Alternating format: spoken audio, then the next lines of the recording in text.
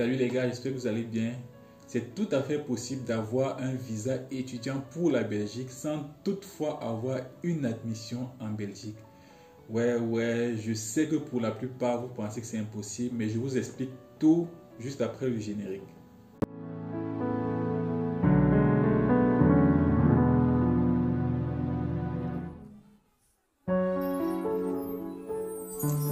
Alors, la façon la plus commune pour avoir un visa étudiant, pour étudier en Belgique et même partout dans le monde, c'est d'avoir une admission dans une université de ce pays-là et par la suite demander un visa pour séjourner dans ce pays-là.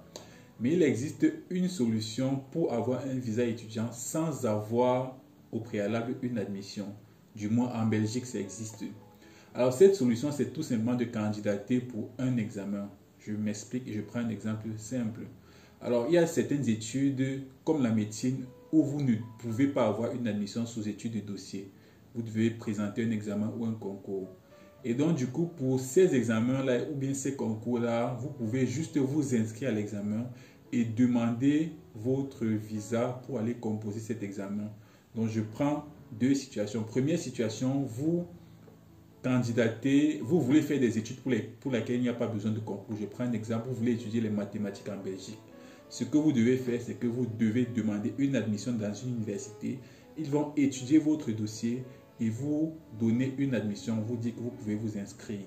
Et avec cette admission-là, vous allez aller au consulat ou au service compétent pour demander un visa pour séjourner en Belgique et faire donc vos études de mathématiques.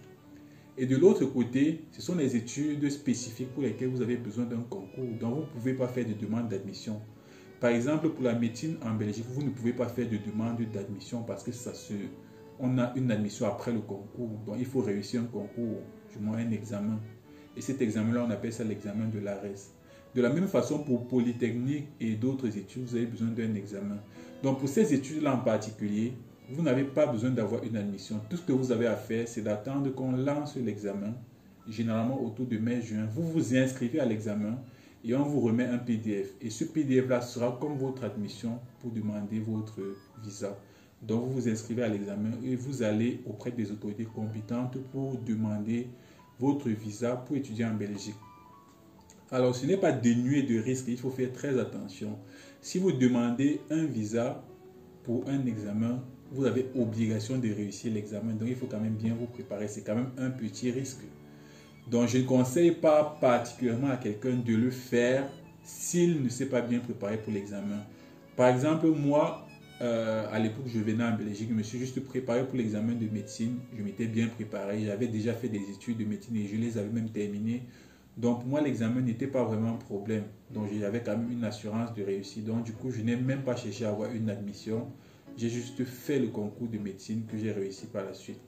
Par contre, si vous n'êtes pas sûr de réussir, je vous conseille tout de même d'avoir un plan B.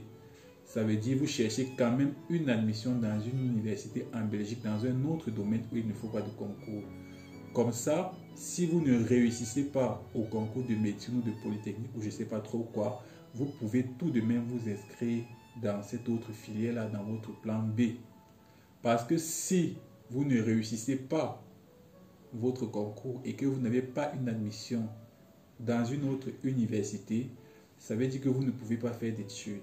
Et si vous ne pouvez pas faire d'études, alors que vous avez un visa étudiant, vous êtes obligé de quitter le territoire belge. Voilà, c'était tout pour cette vidéo. N'hésite pas à t'abonner sur cette chaîne si le contenu te plaît. Ici, nous parlons de la procédure d'études en Belgique pour les étrangers.